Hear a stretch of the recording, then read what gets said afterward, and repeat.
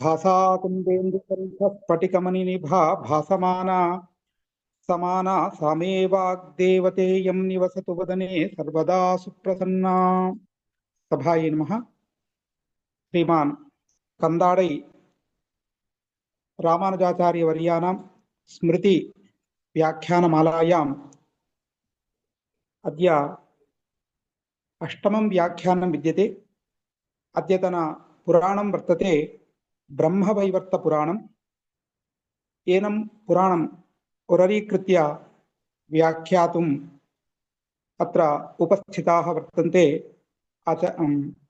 Doctor के वरलक्ष्मी महोदयाः। ताभ्यः हार्दिकं स्वागतं व्याहरामि।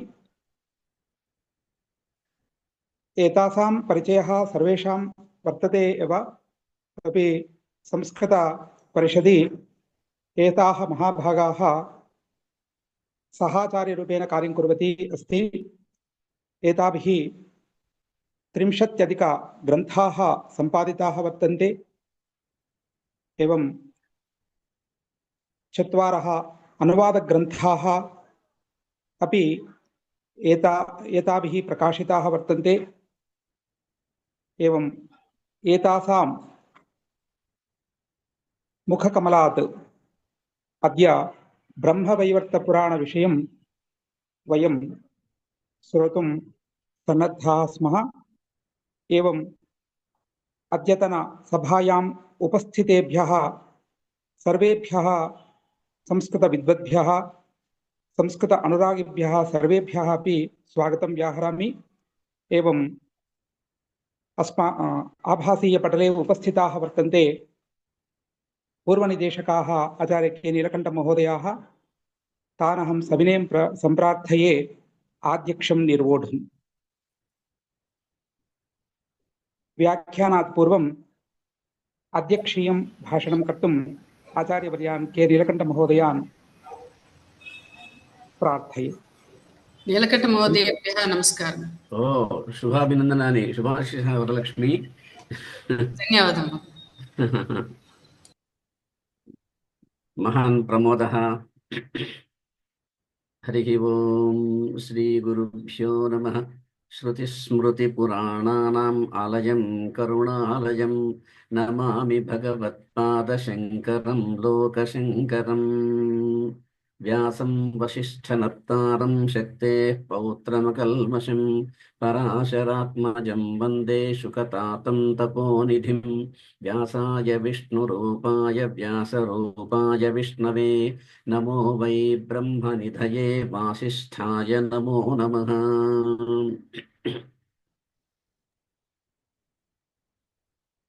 महदिदं प्रमोदस्थानं यत् संस्कृतपरिषद ब्रह्मश्री कंदाडै रामानुजाचार्यवर्याणां स्मृतिव्याख्यानमाला विरचय्य तत्र 18 पुराणानां सारांशं 18 पंडितैः श्रावयितुम् एका कल्पना आयोजिता इति कृत्वा महान्तम् आनन्दम् अनुभवामः वयम्। यद्यपि पुराणेषु सर्वथा उच्यते, शौनकादि महर्षयः सर्वथा सूतमहर्षिं सम्प्राप्य इदं वदन्तु एवं सर्वथा प्रश्नान् पृच्छन्तः अनेकेषां पुराणानां सारांशं सूतस्य महानुभावस्य मुखात् श्रुतवन्तः। तथा अत्रापि केचन जनाः जिज्ञासवः 18 पुराणानां सारांशं श्रोतुं प्रतिदिनं ये अत्र आगच्छन्ति तेभ्यः सर्वेभ्यः पुनः एकवारं स्वागतं ब्रवीमि। अद्य अस्माकं वरलक्ष्मीम् उद्दिश्य ये अत्र विराजन्ते सभायां आन्लैन् माध्यमेन ते सर्वेपि सम्यक् जानन्ति। तस्याः वैदुष्यम् उद्दिश्य किं वा ब्रवीमि। सा तु प्रथमं तावत् आङ्ग्लभाषामाध्यमेन डिग्रीं कृत्वा तदनन्तरं संस्कृतं प्रविश्य संस्कृते उत्तमं वैदुष्यं प्राप्तवती सा। परिशोधनपटु अस्ति सा। यत्किमपि अंशं यदि वयं दद्मः वरलक्ष्म्यै, वरलक्ष्मी तु अत्यन्तश्रद्धया सम्यक् विचार्य आलोच्य संशोध्य सम्यक्तया प्रकटीकर्तुं प्रभवति सा। तादृशी वरलक्ष्मी इदानीम् अद्य अस्मान् उद्दिश्य ब्रह्मवैवर्तपुराणम् उद्दिश्य बोधयितुं सन्नद्धा अस्ति। ब्रह्मवैवर्तपुराणं तु 4 खण्डेषु विभक्तः इति श्रुतमस्माभिः। तत्र अनेके अंशाः वर्तन्ते। ते विषयाः सर्वे अपि ते अंशाः सर्वेपि इदानीं वयं वरलक्ष्मीमुखात् एव शृणुमः। तदर्थं वरलक्ष्मीम् अत्र आह्वयामि। अस्मान् उद्दिश्य ब्रह्मवैवर्तपुराणस्य सारांशं श्रावयतु इति। वरलक्ष्मी आगच्छतु। ॐ यां मेधां देवगणाः पितरश्चोपासते तया मामद्य मेधयाग्ने मेधाविनं कुरु। नमः सभाय। नमः गुरुभ्यः। गुरूणाम् अनुग्रहादेव अधुना अद्य यत्किमपि व्याख्यानं करोमि तत् केवलं गुरुभ्यः प्राप्तं प्राप्तया ज्ञानभिक्षया एव इति कथने नास्ति संशीतिलेशः। वयम् अद्य अत्र आभासीयपठनमाध्यमेन उपस्थिताः। तत्र हेतुः अस्ति पुराणविज्ञानम् इति व्याख्यानमालाम् आयोजयामः। संस्कृतपरिषत् आयोजयति। ज्ञानसरस्वती अभिनवव्यास ब्रह्मश्रीः कंदाडे रामानुजाचार्य स्मृतिव्याख्यानमाला इयम् अस्ति। अद्य प्रदत्तः विषयः अस्ति ब्रह्मवैवर्तपुराणम्। अत्र अहं किञ्चित् पीपीटी माध्यमेन प्रदर्शयन्ती व्याख्यानं कर्तुम् इच्छामि। Host disabled attendance screen sharing इति अस्ति। भरद्वाज अहं पीपीटी यथा प्रदर्शयं शक्नुयां तथा सौलभ्यं कृतं कल्पयतु।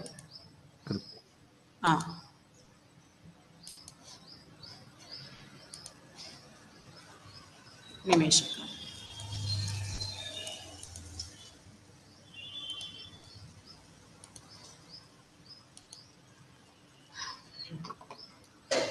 ब्रह्मवैवर्तपुराणं प्रथमम् अस्य स्वरूपं जानीमः।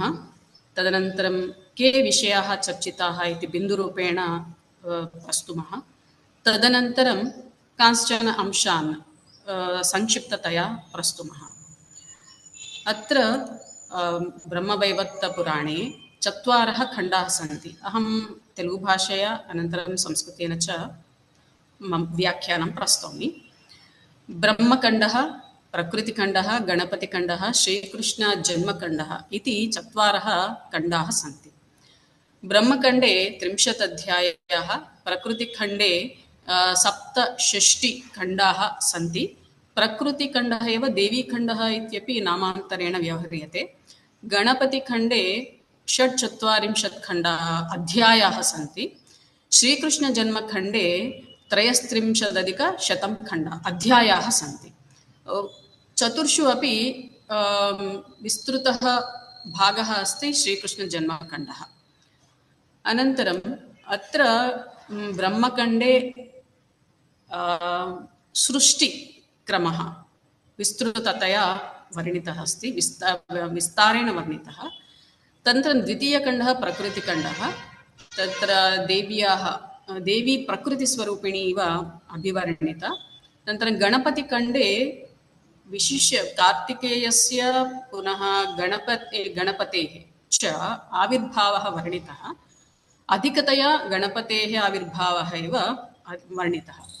श्रीकृष्णजन्मखण्डे श्रीकृष्णजन्म अनन्तरं तस्य लीलाः इत्यादयः वर्णिताः। वयं विषयानपि विषयानुक्रमणिका माध्यमेन किञ्चित् एव ज्ञातुं प्रयत्नं कुर्मः। अत्र परब्रह्मनिरूपणं, प्रथमं तु अनुक्रमणिका अस्ति। अनुक्रमणिकायां कति खण्डाः सन्ति, तस्मिन् खण्डे के विषयाः निरूपिताः, अनन्तरं कति श्लोकाः इत्यादि विवरणमस्ति। రెండవ ఇప్పుడు తెలుగులోకి తెలుగు భాషలో వ్యాఖ్యానాన్ని కొనసాగించడానికి ప్రయత్నిస్తున్నాను. రెండవది పరబ్రహ్మ నిరూపణం, 3 సృష్టిక్రమ నిరూపణం. ఇందులో త్రిమూర్తులు, ధర్మదేవత, దుర్గా, సరస్వతి, మహాలక్ష్మిల జననం. 4 సావిత్రి, రతి, మన్మథులు, వరుణుడు మొదలగు దేవతల జననం. గోవులు, గోపిక, గోపులు, రాధాదేవి మొదలగు వారి ఆవిర్భావం. శ్రీకృష్ణుడు, నారాయణుడు మొదలగు వారికి మహాలక్ష్మి, దుర్గాదులు భార్యలుగా వచ్చి బ్రహ్మదేవుని సృష్టి కార్యాన్ని నియోగించడం, బ్రహ్మదేవుణ్ణి సృష్టి కార్యంగా నియోగించడం. ఇది ఇక్కడ కృష్ణుడు పరమాత్మగా అభివర్ణించబడతాడు. అటువంటి కృష్ణుడు ముందుగా బ్రహ్మ, విష్ణు, శివులను, తర్వాత లక్ష్మి, సావిత్రి, సరస్వతి, రతి, మన్మథులు ఇట్లాంటి వారిని అందరినీ సృష్టిస్తారు. శ్రీకృష్ణుని యొక్క ఆయా అంగాలను వీళ్ళు ఆవిర్భవిస్తారు. ఆవిర్భవించిన తర్వాత బ్రహ్మదేవుణ్ణి శ్రీకృష్ణ పరమాత్మ సృష్టి కార్యంలో నియోగిస్తారు. ఈ క్రమాన్ని కూడా మనం కొద్దిగా తెలుసుకుందాము, కొంచెం విస్తృతంగా తెలుసుకుందాము, తర్వాత బ్రహ్మఖండంలో తెలుసుకుందాం. ఇక 7వ అధ్యాయం బ్రహ్మదేవుడు నచ్చిన సృష్టి క్రమము, బ్రహ్మనారదులు పరస్పరము శపించుకోవటము, సృష్టిక్రమ నిరూపణము, జాతి సంబంధ నిర్ణయము, విష్ణుమూర్తి వైష్ణవుల ప్రశంస, నారద జన్మ కథనము, మాలతీదేవి విలాపము, మాలతీ విష్ణుమూర్తుల సంవాదము, మాలతీ కాలపురుషుల సంవాదము, చికిత్సా ప్రకరణము.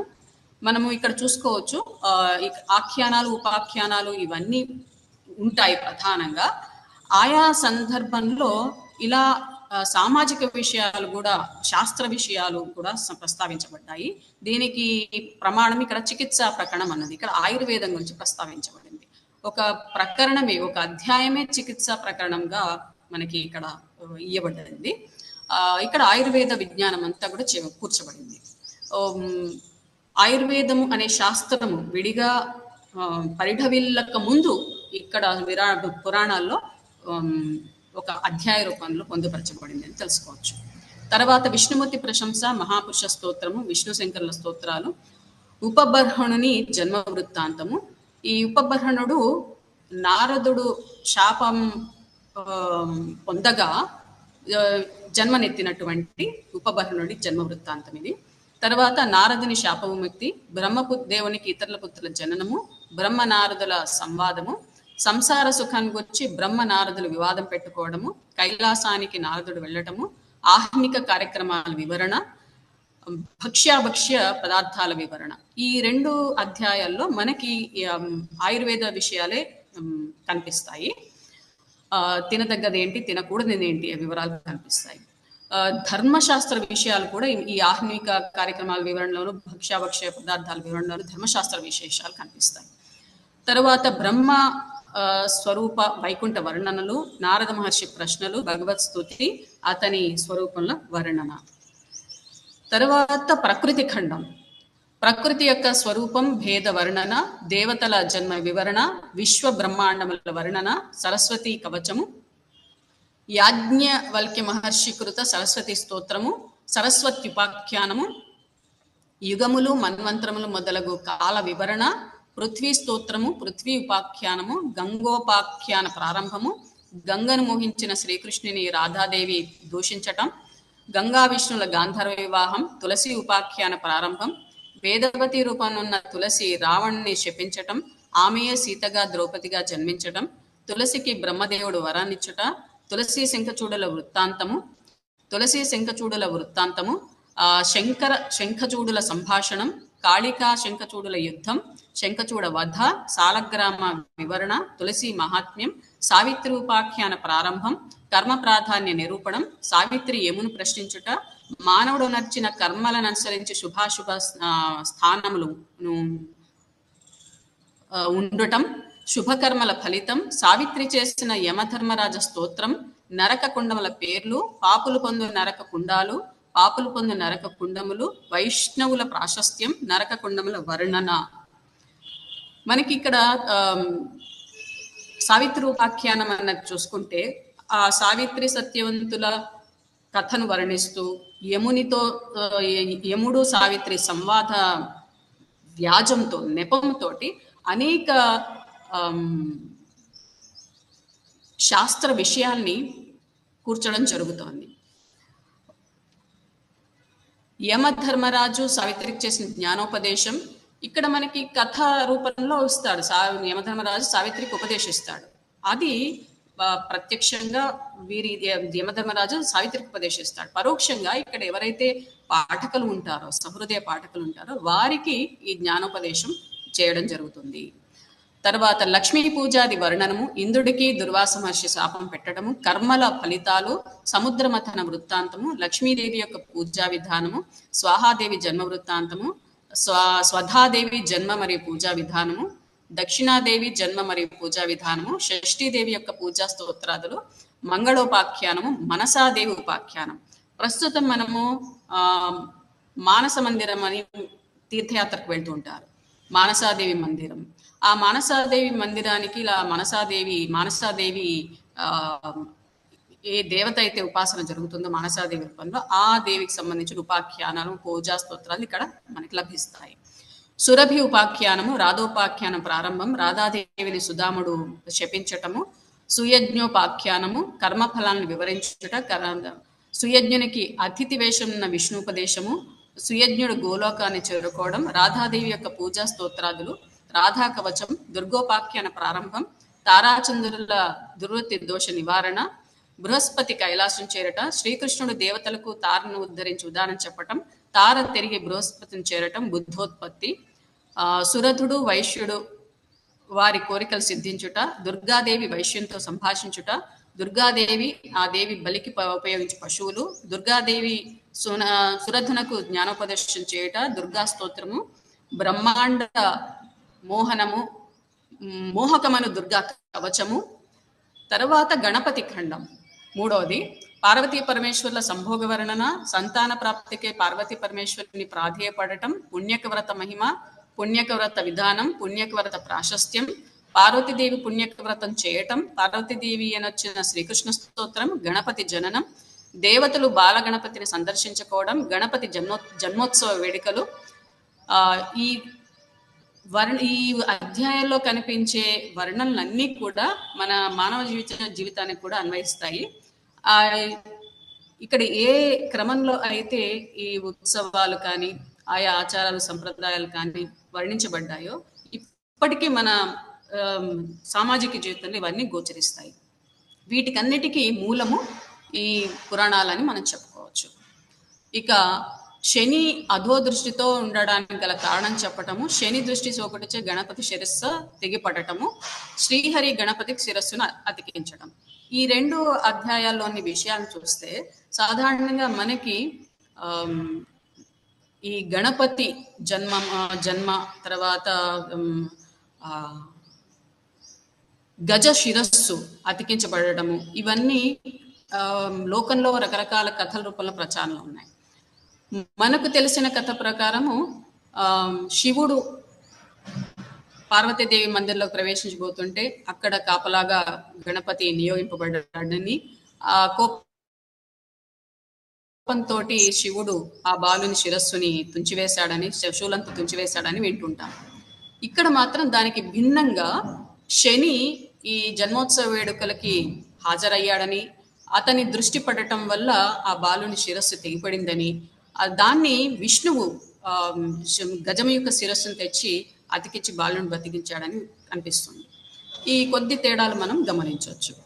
తరువాత గణపతి పూజా స్తోత్ర కవచాలు, కుమారస్వామి జన్మ వృత్తాంతము, కార్తికేయ నందికేశ్వర సంవాదము, పార్వతీ పరమేశ్వరుల దగ్గరకు కుమారస్వామి వెళ్ళటం, గణపతి వివాహము, కార్తికేయుని పట్టాభిషేకము, విఘ్నాధిపతికి విఘ్నం ఏర్పడటము, గణపతికి గజ శిరస్సును అమర్చడానికి గల కారణము, ఇంద్రునికి లక్ష్మీ ప్రాప్తి, లక్ష్మీ స్తోత్రం, కవచాలు, పూజ, లక్ష్మీదేవి చరిత్ర, జమదగ్ని కార్తవీరుల చరిత్ర, వాళ్ళ యుద్ధము, బ్రహ్మదేవుడు జమదగ్ని కార్తవీర్యుల యుద్ధాన్ని నివారించటము, రణరంగంలో కార్తవీర్యుడు జమదగ్ని మహర్షిని సంహరించటము, తన తండ్రి మరణం విన్న పరశురాముని ప్రతిజ్ఞ నెరవేరటానికి బ్రహ్మదేవుడు ఉపాయం చెప్పటము, పరశురాముడు కైలాసానికి వెళ్ళటము, పరశురాముడు శివుని దగ్గర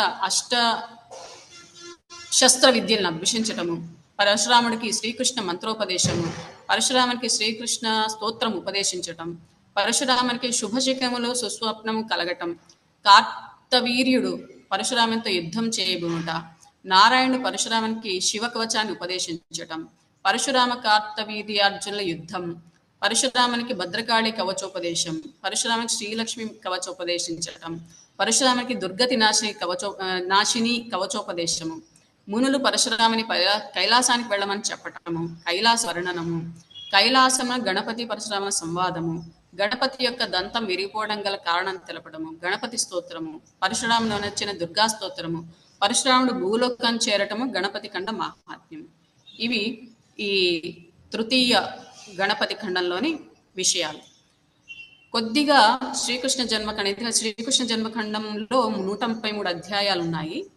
అన్నీ కాకుండా కొద్దిగా చెప్తాను, ఎందుకంటే మనకి సాధారణంగా శ్రీకృష్ణ జన్మఖండంలో ఏ కథలు ఉంటాయి అన్న అవగాహన ఉంటుంది. కొద్దిగా చెప్పుకుందాము. విష్ణు వైష్ణవ గుణ ప్రశంస, విరజా నది ప్రస్తావ వర్ణనము, సప్త సముద్ర కొద్దిగా అస్పష్టంగా ఉంది, గోలోక వర్ణనము, శ్రీకృష్ణ స్తోత్ర రాజకవచము, శ్రీకృష్ణ జన్మాఖ్యానము, శ్రీకృష్ణ జన్మాష్టమి పూజోపవాస వ్రతాలు, నందపుత్రోత్సవము, పూతనా మోక్షము, ఇక శ్రీకృష్ణ జన్మ వృత్తానికి సంబంధించిన అన్ని అంశాలు ఇక్కడ ఒక్కొక్క అధ్యాయంలో పొందుపరచబడ్డాయి. ఇక్కడితోటి మనము దీన్ని ముగించుకొని ఈ 4 ఖండాల్లో ఉన్న విషయాలు ఏంటి అన్నది కొద్దిగా తెలుసుకున్న తర్వాత ముందుకు వెళ్దాము. ఇంకా చాలా ఉన్నాయి ఇక్కడ.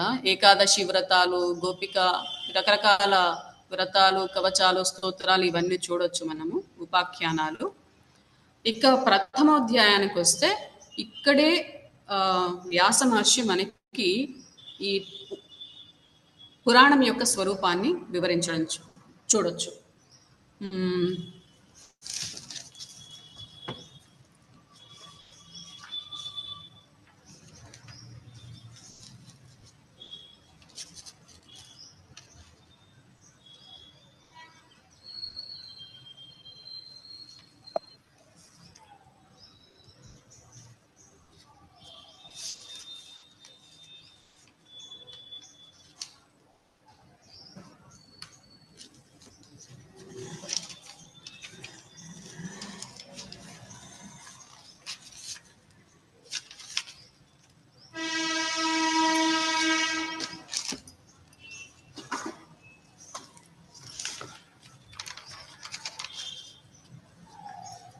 నారాయణం నమస్కృత్య నరం చైవ నరోత్తమం దేవీం సరస్వతీం వ్యాసం తతో జయముదీరయేత్ అన్న స్తోత్రంతో మొదలవుతుంది.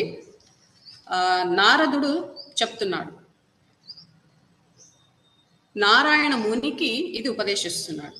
శృతం ప్రథమతో బ్రహ్మన్ బ్రహ్మఖండం మనోహరం బ్రహ్మణో వదనాంబోజాత్ పరమాద్భుతమేవ చ తతస్తద్వచనాత్ పూర్ణం సమాగత్య తవాంతికం శృతం ప్రకృతిఖండం చ సుధాఖండాత్ పరం వరం తతో గణపతేః ఖండమఖండ భవఖండనం సమే తృప్తం మనోలోలం విశిష్టం శ్రోతిమిచ్చతి. ఇది శ్రీకృష్ణ జన్మఖండంలో ప్రతి ఖండ ఆరంభంలో మొత్తం 3 ఖండాల గురించి, మొత్తం 4 ఖండాల గురించి నామోల్లేఖ మాత్రం చెప్పి తర్వాత విషయంలోకి ప్రవేశిస్తున్నారు.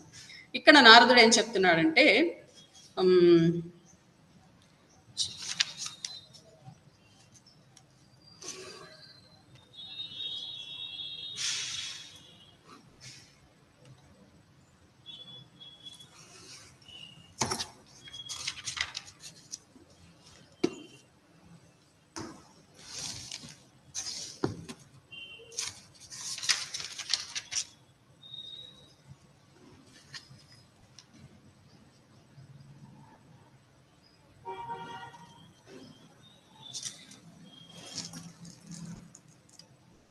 బ్రహ్మవైవర్త పురాణం 4 ఖండాలుగా విభజింపబడింది.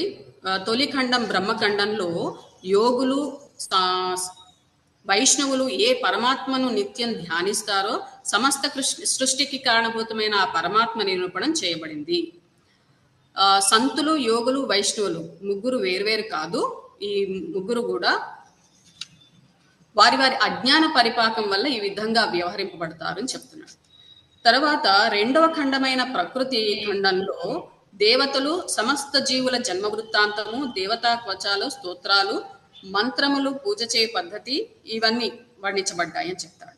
తతో గణేశ ఖండేచ తజ్జన్మ పరికీర్తితం. తృతీయ ఖండమైన గణేశ ఖండంలో అపూర్వము వేదములు ఎందుకు చెప్పబడింది గణపతి చరిత్ర చెప్పబడింది.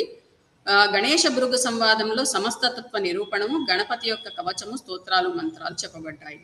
శ్రీకృష్ణ జన్మఖండం చ కీర్తితం చ తతఃపరం భారతే పుణ్యక్షేత్రే చ శ్రీకృష్ణ జన్మ కర్మ చ భువో భారావతరణం క్రీడా కౌతుక మంగళం సతాం సేతు విధానం చ జన్మఖండే నిరూపితం. ఈ శ్రీకృష్ణ జన్మఖండంలో శ్రీకృష్ణ జన్మ వృత్తాంతము, భూమి యొక్క భారాన్ని తగ్గించడానికి అతడు చేసిన క్రీడలు, సజ్జనులకు అతడు చేసిన మంగళ కార్యాలు వర్ణింపబడ్డాయి. ఓం ఇదం తే కథితం విప్ర పురాణ ప్రవరం పరం చతుఃఖండై పరిమితం సర్వధర్మ నిరూపణం సర్వేషామీప్సితం శ్రీదం సర్వాశాపూర్ణ కారణం బ్రహ్మ వైవర్తకం నామ సర్వాభీష్ట ఫలప్రదం సారభూతం పురాణేషు కేవలం వేద సంహితం వివృతం బ్రహ్మ కాస్మ్యం చ కృష్ణేన యత్ర శౌనక. ఓ శౌనక మహర్షి, ఈ బ్రహ్మ వైవర్త పురాణము సమస్త ధర్మాన్ని నిరూపిస్తుంది. బ్రహ్మఖండం మొదలైన 4 ఖండాలతో కూడుకుంది. అందరి కోరికల్ని తీరుస్తుంది, సంపత్తుని ప్రసాదిస్తుంది. సమస్త పురాణ సారభూతము, వేద సంహితము. ఇందులో శ్రీకృష్ణుని చేత బ్రహ్మస్వరూపం అంతా వివరించబడింది. అందువల్ల దీనికి బ్రహ్మ వైవర్తము అని ప్రాచీనులు అంటారు అని ఈ పురాణంలోనే ఈ నామకరణం యొక్క ఔచిత్యాన్ని చెప్తున్నారు. ఇదం పురాణ సూత్రం చ పురాదత్తం చ బ్రహ్మణి నిరామయే చ గోలోకే కృష్ణేన పరమాత్మన మహాతీర్థే పుష్కరే చ దత్తం ధర్మాయ బ్రహ్మణ ధర్మేణ దత్తం పుత్రాయ ప్రీత్యా నారాయణాయ చ నారదో వ్యాసదేవాయ ప్రదదౌ జాహ్నవీ తటే వ్యాసః పురాణ సూత్రం తత్ సంవ్యస్య విపులం మహత్ మహ్యం దదౌ సిద్ధక్షేత్రే పుణ్యదేశే మనోహరం మయేదం కథితం బ్రహ్మన్ తత్సమగ్రం నిశామయ. ఇక్కడ ఈ పురాణం ఆచార్య పరంపర ఏంటి అని చెప్తున్నారు. ఈ పురాణము శ్రీకృష్ణ పరమాత్మ చేత గోలోకంన బ్రహ్మదేవుడికి ఎరిగించబడింది. బ్రహ్మదేవుడు పుష్కర తీర్థాన ధర్ముడికి చెప్పాడు. ధర్ముడు బ్రహ్మపుత్రుడైన నారదుడికి, నారాయణుడికి చెప్పాడు. నారద మహర్షి గంగానది తీరంలో వ్యాస మహర్షి చెప్పాడు. వ్యాసుడు విపులమైన ఈ పురాణాన్ని చక్కగా విభజించి పుణ్యప్రదేశమైన సిద్ధక్షేత్రాన్ని నాకు చెప్పాడు. శౌనక మహర్షి, నేను నీకు ఇప్పుడు తిని చెప్తున్నాను అని ఇక్కడ ఆచార్య పరంపర చెప్పబడింది. 18 సహస్రంతు వ్యాసేనేదం పురాణకం అని ఇంకొక శ్లోక పంక్తి ఉంది. ఆ పాదంలో మనకి ఈ బ్రహ్మ వైవర్త పురాణము 18,000 శ్లోకాలతో కూడుకున్నది అని తెలుస్తోంది. అయితే ప్రస్తుతం ఒకరి అభిప్రాయం ప్రకారం 12,000 శ్లోకాలే లభిస్తున్నాయని, ఇంకొకరేమో 20,000 శ్లోకాలు ఉన్నాయని, ఇలా భిన్నాభిప్రాయాలు ఉన్నాయి. ఇక పరబ్రహ్మ నిరూపణము అనే ఇంకొక అధ్యాయం ఉంది. ఈ మనకి సాధారణంగా బ్రహ్మ, విష్ణు, మహేశ్వరులు సృష్టి స్థితి లయకారులు అని ప్రచలితమైన కథ ఉంటుంది, తెలుసు. దీనికన్నా ముందు పరమాత్మ ఉన్నాడు. ఆ పరమాత్మ నుండి పరమాత్మ యొక్క అంశాలుగా ఈ త్రిమూర్తులు, తర్వాత వారికి భార్యలైనటువంటి సరస్వతి, లక్ష్మి, దుర్గా వీరు ఆవిర్భవించారని చెప్తారు. ఇక్కడ పరమాత్మగా శ్రీకృష్ణుడు అభివర్ణించబడ్డాడు. శ్రీకృష్ణ పరమాత్మ, అతని అంశాంశాలుగా మిగిలిన దేవతలందరూ సృష్టింపబడ్డారు. అతని అంగముల నుండి ఈ దేవతలందరూ ఆవిర్భవించారు. అదే మనకి ఈ పరబ్రహ్మ నిరూపణమైన ద్వితీయాధ్యాయంలో కనిపిస్తుంది. అది కొద్దిగా వినిపిస్తాను. ముందుగా అసలు అన్నిటికన్నా ఉత్కృష్టమైన లోకం గోలోకము అంటారు. ఆ గోలోకంలో శ్రీకృష్ణ పరమాత్మ విరాజిల్లుతున్నాడు. అతడు సృష్టి కాలంలో గోపికలతో శోభాయమానమే ఉన్నాడు అని చెప్తారు అన్నమాట. ఆ గోలోకానికి కింద భాగంలో, కుడి ఎడమ భాగంలో వైకుంఠము, శివలోకం ఉన్నాయి అని చెప్తారు.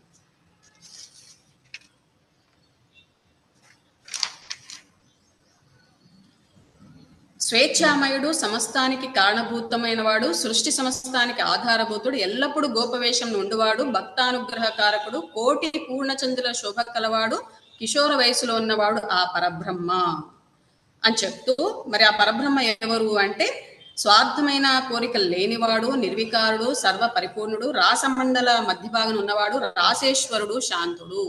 ఈ రాసేశ్వరుడు ఎవరు అని అంటే శ్రీకృష్ణుడు. ఈ విధంగా చెప్పిన తర్వాత సృష్టి క్రమ నిరూపణలో క్రమాన్ని చెప్తున్నాడు. ఏ క్రమంలో సృష్టి ఆవిర్భవించింది. దృష్ట్వా శూన్యమయం విశ్వం గోలోకం చ భయంకరం నిర్జంతు నిర్జలం ఘోరం నిర్వాతం తమసావృతం వృక్షశైల సముద్రాది విహీనం వికృతాకృతం నిర్ముక్తికం చ నిర్ధాతు నిస్సస్యం నిస్తృణం ద్విజ ఆలోచ్య మనసా సర్వం ఏక ఏవా సహాయవాన్ స్వేచ్ఛయా సృష్టుమారేభే సృష్టిం స్వేచ్ఛామయ ప్రభుః.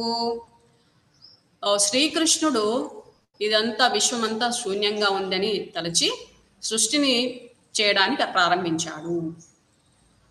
ఆవిర్భూభుః తత్పశ్చాత్ స్వయం నారాయణ ప్రభుః శ్యామో యువా పీతవాసవనమాలీ చతుర్భుజః శంఖచక్ర గదా పద్మధరః స్మేర ముకాంబుజః రత్నభూషణ భూషాఢ్యః శాంఘ కౌస్తుభభూషణః శ్రీవత్సవక్షాః శ్రీవాస శ్రీనిధి శ్రీవిభావనః శారదేందు ప్రభామృష్ట ముఖేందు సుమనోహరః కామదేవ ప్రభామృష్ట రూపలావణ్య సుందరః శ్రీకృష్ణ పురతస్థిత్వా తుష్టావతం పుటాంజలిః.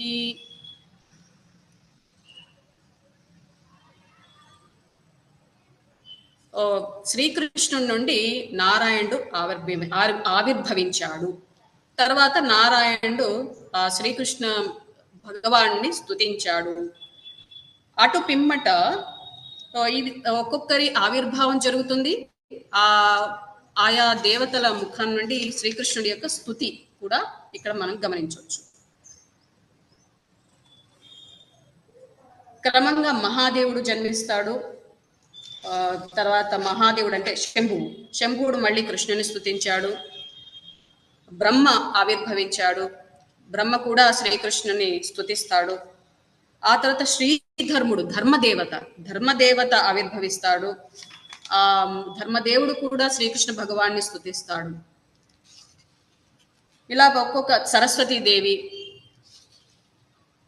మహాలక్ష్మి, సావిత్రి, వీరందరూ కూడా దుర్గా లేదా ప్రకృతి స్వరూపిణి అయినటువంటి ప్రకృతి లేదా దుర్గాదేవి వీళ్ళందరూ ఆవిర్భవిస్తారు. ఆ తరువాత సావిత్రి, ఇక్కడ మనం సాధారణంగా బ్రహ్మ సరస్వతుల, శివ పార్వతుల, తర్వాత విష్ణు లక్ష్మీ విష్ణువుల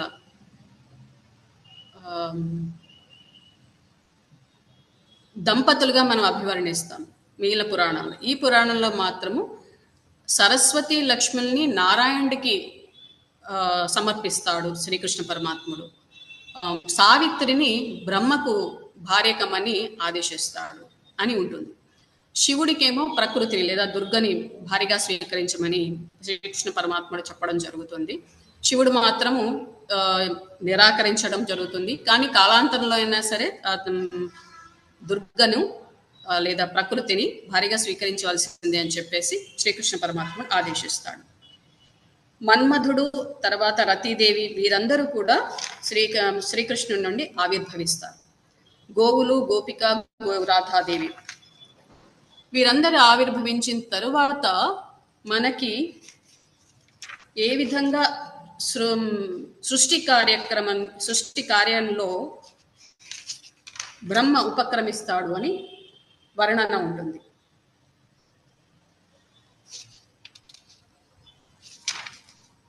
అది కొద్దిగా వివరిస్తాను.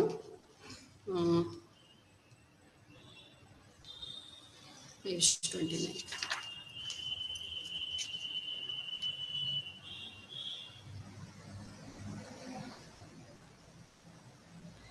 మదీయం చ తపః కృత్వా దివ్యం వర్షసహస్రకం సృష్టిం కురు మహాభాగ విధే నానావిధాం పరాం ఇత్యుక్తో कृत्वा ब्रह्मणे कृष्णो ददौ मालां मनोरमां जगाम सार्थं गोपीभिः गोपैः బృందావనం వనం.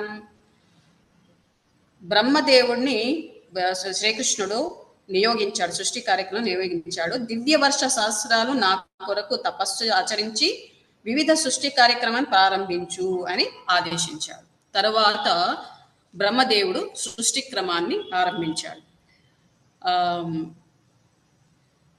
మొదటగా పృథివిని సృష్టించాడు. దేనితో సృష్టించాడు బ్రహ్మ అంటే మధు కైటబుల యొక్క మేధ అంటే కొవ్వు పదార్థాన్ని మనం మేధ అంటాము, మేధస్సు. ఆ మధు కైటబుల మేధస్సుతో పృథివిని సృష్టించాడు. అందువల్ల ఇది మేదిని అని పిలువబడుతుంది. ఇంకా ఈ మేదినికి ఆధారభూతాలైన 8 పర్వతాలని, అసంఖ్యాకమైన ఇతర పర్వతాలను కూడా సృష్టించాడు. వాటి పేర్లు 8 పర్వతాల పేర్లు సుమేరు, కైలాసం, మలయ పర్వతం, హిమాలయ పర్వతం, ఉదయగిరి, అస్తాచలం, సువేలాచలం, గంధమాదన పర్వతం. అలాగే 7 సముద్రాలు, తూర్పు నుండి పడమరకు ప్రవహించే నదములను, పశ్చిమ నుండి తూర్పు ప్రవహించే నదులను సృష్టించాడు. 7 సముద్రాల పేర్లు లవణ, ఇక్షు, సుర, సర్పి, దధి, క్షీర, జల అనే 7 సముద్రాలు. ఇక కమలాకారంగా ఉన్న ఈ భూమి పైన 7 ద్వీపాలను, 7 కుల పర్వతాలను సృష్టించాడు. ఆ 7 ద్వీపాల పేర్లు జంబూ, శాఖ, కుశ, ప్లక్ష, క్రౌంచ, న్యగ్రోధ, పౌష్కర. మనకి ఈ 7 ద్వీపాల వర్ణన నైషేధేయ చరితంలో వస్తుంది.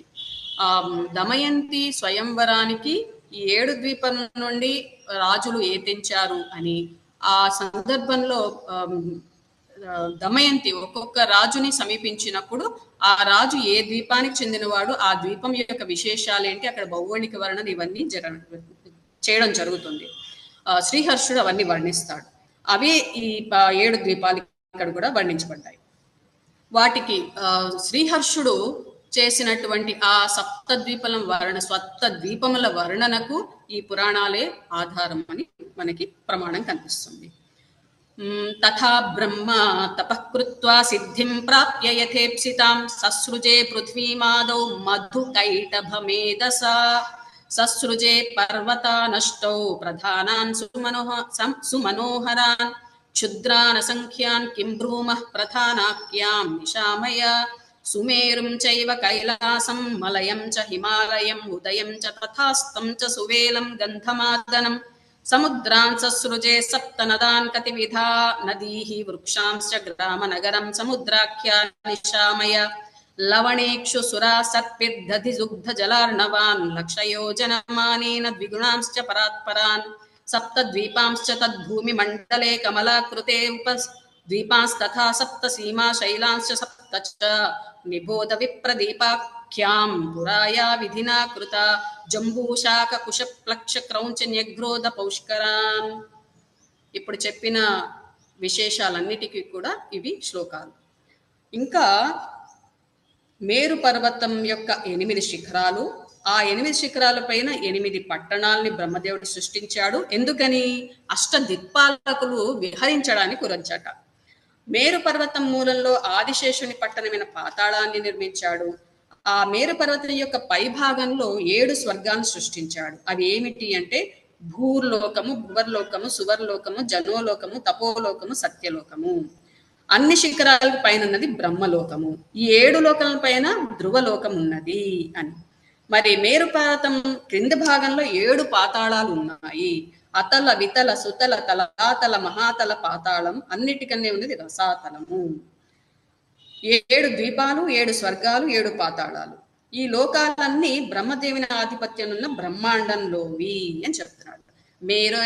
మేరోరష్టసు శృంగేషు ససృజేష్టౌ పురీః ప్రభుః అష్టానాం లోకపాలానాం విహారాయ మనోహరాః మూలే అనంతస్య నగరీం నిర్మాయ జగతాం పతిః ఊర్ధ్వే సర్గాంశ్చ 7 తేషామాఖ్యా నిశామయ భూర్లోకం, భువర్లోకం, స్వర్లోకం సుమనోహరం జనోలోకం, తపోలోకం, సత్యలోకం చ శౌనక శృంగమూర్ధ్ని బ్రహ్మలోకం జరాది పరివర్జితం తదూర్ధ్వే ధ్రువలోకం చ సర్వతః సుమనోహరం తదదః సప్త పాతాళాన్ నిర్మమే జగదీశ్వరః స్వర్గాతిరిక్త భోగాఢ్యాన్ అధోధః క్రమతో మునే అతలం వితలం చైవ సుతలం చ తలాతలం మహాతలం చ పాతాళం రసాతలమధస్తతః సప్తద్వీపైః సప్తనాకైః సప్త పాతాళ సంజ్ఞకై ఏభిర్లోకైశ్చ బ్రహ్మాండం బ్రహ్మాధికృతమేవ చ. ఏవం చ అసంఖ్య బ్రహ్మాండం సర్వం కృత్రిమమేవ చ మహావిష్ణోశ్చ లోమ్నాం చ వివరేషు చ సౌనక. ఈ విధంగా అసంఖ్యాకమైన బ్రహ్మాండములు సమస్తం కృత్రిమమైనవి. ఇవి శ్రీ మహావిష్ణు యొక్క రోమకూపాల్లో ఉన్నాయి. ప్రతి విశ్వానికి ప్రత్యేకంగా బ్రహ్మ, విష్ణు, మహేశ్వరులు, దేవతలు, మానవులు మొదలైన వారు ఉన్నారు. బ్రహ్మాండముల యొక్క సంఖ్యను లెక్కించడానికి జగత్పతి అయిన బ్రహ్మదేవుడికి, శంకరునికి, ధర్మదేవతకి, విష్ణుమూర్తికి కూడా సాధ్యం కాదు అని చెప్తూ, ఈ విశ్వంలో దేవతలందరూ సృష్టింపబడిన వారు. వీరంతా కలవలే ఒక కలలాగా నశిస్తారు. వైకుంఠం, శివలోకం, ఈ రెండు లోకాల పై భాగంలో గోలోకము, ఈ ప్రపంచానికి వెలుపలిన ఆత్మ, ఆకాశం దిక్కుల వలె నిత్యమైనవి. మనము ఇప్పుడు బ్రహ్మ సృష్టి అంతా కూడా నశ్వరం, కానీ వైకుంఠం, శివలోకం, గోలోకం ఇవి మాత్రము నశ్వరం, అనశ్వరాలు అని చెప్తున్నాడు. ఆత్మ, ఆకాశం, దిక్కు. తరువాత బ్రహ్మ నుండి మిగిలిన సృష్టి ఎలా జరిగింది అని చెప్తున్నాడు. ఎవరెవరు జన్మించారు, చాలా దీర్ఘంగా ఉంది. బ్రహ్మ సృష్టిని కల్పి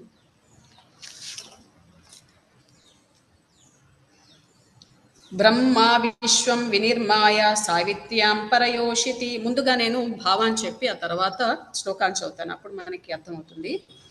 బ్రహ్మ ప్రపంచాన్ని ఎలా సృష్టించాడని తెలుసుకున్నాం. అతడు సావిత్రి అను తన భార్య ద్వారా చతుర్వేదాలను, వివిధ తర్క వ్యాకరణాది శాస్త్రాలను, నానా తాళ సమన్వితాలైన షడ్రాగాలను, సత్య త్రేత ద్వాపర కలహప్రియమైన కలియుగాన్ని సృష్టించాడు అని చెప్తున్నాడు. ఇక సంవత్సరము, మాసము, ఋతువు, తిథి, దండ, క్షణాధికము, పగలు, రాత్రి, వారము, సంధ్య, ఉషకాలము వీటిని కూడా సృష్టించాడు. ఇక్కడ బ్రహ్మ తర్వాత సావిత్రి, వీరిని మనము ఒక ఆకారాన్ని సంతరించుకొని ప్రత్యక్షం మన కళ్ళ ముందు దర్శించుకోవడానికి ప్రయత్నం చేస్తాం. నిన్న రమా మేడం గారు వ్యాఖ్యానం చేస్తున్నప్పుడు ఇవన్నీ కూడా కొన్ని పారిభాషిక పదాలు. మనము లౌకిక అర్థాల్లో తీసుకుంటే అవి వేరేగా ఉంటుంది, కానీ అలౌకికమైన అర్థాల్లో తీసుకోవాలి, వీటికి ఒక సాంకేతిక అర్థం ఉంది అన్నారు. అలాగే ఇక్కడ కూడా బ్రహ్మ తర్వాత సావిత్రి, వీటికి ఇవి పారిభాషిక పదాలుగా మనం తీసుకోవాలి. సో వారు చతుర్వేదాల్ని ప్రసవించడము అని కాకుండా చతుర్వేదాలు వారి నుండి ఆవిర్భవించాయి. ఇవి అపౌరుషేయాలని మనం చెప్తాము. మంత్ర ద్రష్టలు వీటిని దర్శించుకున్నారు, వాటిని మానవాళికి శృతి పరంపర ద్వారా అందించారు. ఇక్కడ ఆ విధంగా మనం అన్వయించుకోవాలి. సంవత్సరం, మాసం, ఋతువు, తిథి, దండ ఇవన్నీ కాలాలన్నీ ఆవిర్భవించాయి అని చెప్తున్నారు. బ్రహ్మదేవుడి నుండి అధర్ముడు, అలక్ష్మి కూడా ఆవిర్భవించారని చెప్తున్నారు. సో ఆయా ఋషులు కూడా ఆవిర్భవిస్తారు. ఎవరెవరు? బ్రహ్మ మనస్సు నుండి బ్రహ్మదేవుని వెనక భాగం నుండి అధర్ముడు, ఎడమ భాగం నుండి పెద్దమ్మవారు అంటున్నారు, అంటే అలక్ష్మి. ఆ బొడ్డు ప్రాంతం నుండి శిల్పి గురువైన విశ్వకర్మ, అష్టవసువులు ఆవిర్భవిస్తారు. బ్రహ్మ మనసు నుండి సనకుడు, సనందుడు, సనాతనుడు, సనత్ కుమారులు అనే నలుగురు ముని కుమారులు ఆవిర్భవిస్తారు. వీరు ఇంకా ఒక యువకుడు, ఒక యువతి, వీరిద్దరూ ఆవిర్భవిస్తారు. ఆ యువకుడే స్వయంభువ మనువు అని, అతని వెంట ఉదయించినటువంటి స్త్రీ స్వయంభువ పత్ని అయిన శతరూప. ఈ మనువు, శతరూప వీరి నుండి ఉద్భవించినటువంటి వారే మానవులు, అంటే మనము. ఇక్కడ నుండి మనకి మానవ సృష్టి ఆరంభమవుతుంది.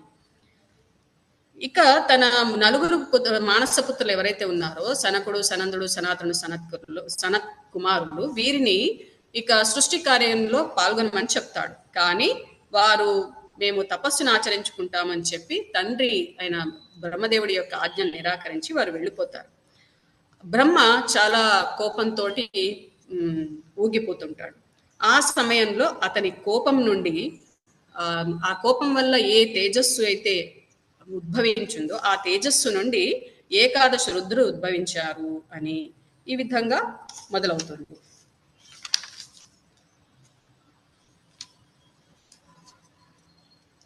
ఇక మునులు కూడా బ్రహ్మదేవుడి నుండి ఆవిర్భవించారు.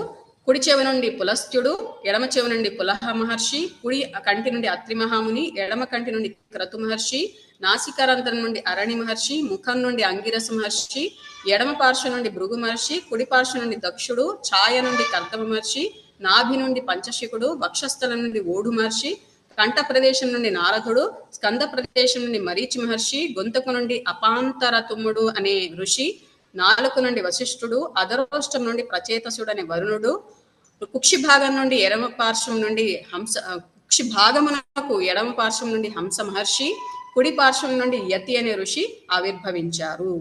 వీళ్ళందరినీ కూడా సృష్టి కార్యం చేయమని బ్రహ్మదేవుడు ఆజ్ఞాపిస్తాడు. అయితే నారదుడు మాత్రం దీనికి అంగీకరించాడు. నారదుడు అంగీకరించినందువల్ల బ్రహ్మదేవుడు నారదుడిని శపిస్తాడు. నువ్వు వెళ్ళి గంధర్వుడుగా బ్రహ్మదేవుడి యొక్క శాపం వలన నారదుడు ఒక గంధర్వ పుత్రుడిగా జన్మిస్తాడు. అతడే ఉపబర్హణుడు. ఆ ఉపబర్హణుడి కథని తర్వాతి అధ్యాయాల్లో మనకి వివరించడం జరుగుతుంది. నువ్వు ఉపబర్హణుడు గంధర్వుడిగా పుడతావు, ఆ జన్మలో నువ్వు స్త్రీలోలుడివి, నువ్వు సంసారాన్ని సృష్టి కార్యంలో పాల్గొనట్లేదు కాబట్టి నువ్వు అక్కడ స్త్రీలోడు కావాలి అని చెప్పి చేస్తాడు. మనకి ఆ కథ కూడా తర్వాతి అధ్యాయంలో వస్తుంది. ఇక తర్వాత మాలతీదేవి గంధర్వుడిగా పుట్టిన తర్వాత వారు ఏ విధంగా శృంగారమయ జీవనాన్ని గడిపాడు నారదుడు, ఉపబర్హుడు అనే గంధర్వుడి రూపంలో అదంతా వర్ణన ఉంటుంది.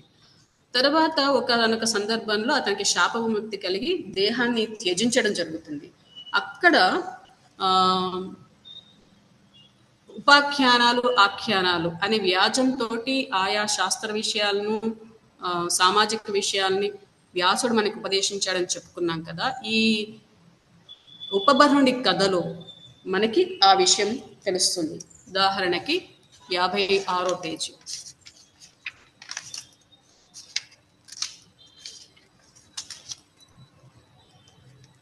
ఉపబర్హణుడు అంటే నారదుడు బ్రహ్మ శాపాన్ని పొంది ఉపబర్హుడు అనే గంధర్వుడిగా జన్మించి కొద్ది కాలము స్త్రీలోలుడిగా జీవితాన్ని గడిపి తరువాత శాప విముక్తుడు కావటం వల్ల శరీరాన్ని వదిలిపెట్టాడు. ఆ సందర్భంలో ఎలా వదిలిపెట్టాడు అని వర్ణిస్తూ యోగ శాస్త్రానికి సంబంధించిన విశేషాలను పొందుపరిచాడు. దాన్ని తెలుసుకుందాం ఎలా వర్ణించాడు.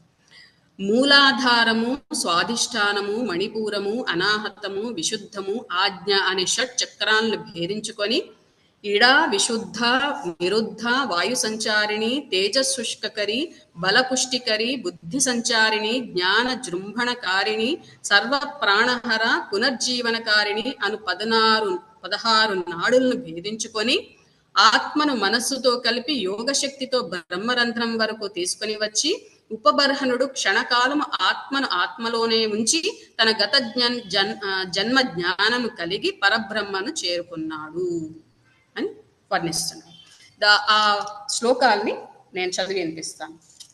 మూలాధారం స్వాధిష్టానం మణిపూరమనాహతం విశుద్ధమాజ్ఞాఖ్యం చేతి భిత్వా షట్చక్రమేవ చ ఇడాం సుషుమ్నాం మేధాం చ పింగళాం ప్రాణహారిణీం సర్వజ్ఞానప్రదాం చైవ మనస్సంయమనీం తథా విశుద్ధాం చ నిరుద్ధాం చ వాయు సంచారిణీం తథా తేజశుష్కరీం చైవ బలపుష్టికరీం తథా బుద్ధి సంచారిణీం చైవ జ్ఞానజృంభణకారిణీం సర్వప్రాణహరాం చైవ పునర్జీవనకారిణీం ఏతాః షోడశధా నాడీర్భిత్వా వై హంసమేవ చ మనసా సహితం బ్రహ్మరంధ్రమానీత యోగతః స్థిత్వా మూర్తమాత్మానం ఆత్మన్యేవ యోజః జాతిస్మరశ్చ యోగీంద్రః సంప్రాప బ్రహ్మ శౌనక. ఇవన్నీ కూడా మనకి మూలాధారం, స్వాదిష్టానం, ఈ విశేషాలు షట్చక్రాల గురించి, ఇంకా 16 నాడుల గురించి వివరిస్తూ ఏ విధంగా పరబ్రహ్మను ఒక యోగి చేరవచ్చు అని వివరిస్తున్నాడు, మనకి ఉపదేశిస్తున్నాడు. ఇంకొక విశేషం ఏమిటి అంటే,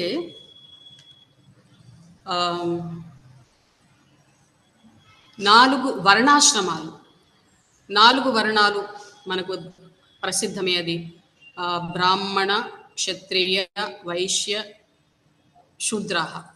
తర్వాత 4 ఆశ్రమాలు: బ్రహ్మచర్య, గృహస్థ, వానప్రస్థ, సన్యాసాశ్రమాలు. ఈ 4 వర్ణాలు ఏవైతే ఉన్నాయో ప్రధానమైనవి, అవి లోకంలో ప్రస్తుతము మనము ఏ కులము అన్నది ఎక్కువగా ప్రస్తావిస్తున్నాము. వర్ణములు అన్నది ప్రస్తుతం వ్యవహారంలో లేదు, కానీ మనకి పురాణ కాలంలోనూ ఇతిహాస కాలంలోనూ చాలా ప్రసిద్ధంగా ఉండేది. అంతకుముందు కూడా ఉండేది, కానీ క్రమంగా మనకి ఇప్పుడు కులాల యొక్క ప్రాబల్యం పెరిగింది. దీని గురించిన వివరణ మనకి ఇక్కడ కనిపిస్తుంది. వర్ణాలు అనేవి మనకి విష్ణు సూక్తంలో విష్ణువు యొక్క ఆయా అంగాల నుండి వీరు ఆయా వర్ణాలు ఆవిర్భవించాయి అని చెప్పి వర్ణన ఉంటుంది. ఇక్కడ కూడా బ్రహ్మ ఈ 4 వర్ణాలను సృష్టించాడని చెప్తాడు. అయితే అవి వర్ణములైతే ఈ వర్ణముల యొక్క సంకరం వల్ల ఏర్పడినవి కులాలు అన్నది మనం తెలుసుకోవచ్చు. ఏ ఏ వర్ణముల యొక్క సంకరం వల్ల ఏ ఏ కులాలు ఆవిర్భవించాయి అన్న వివరణ ఉంటుంది. నాకు అది కనిపిస్తే చెప్తాను.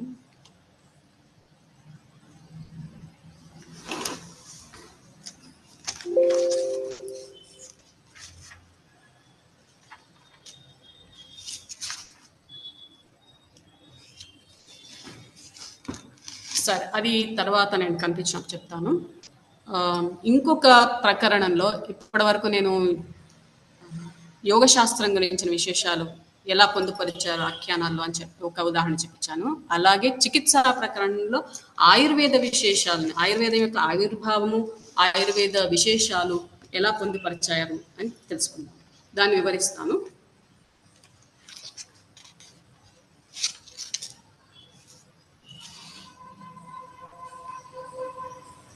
బ్రాహ్మణ ఉవాచ, బ్రాహ్మణుడు అడుగుతున్నాడు. ఇది సందర్భం ఏమిటంటే,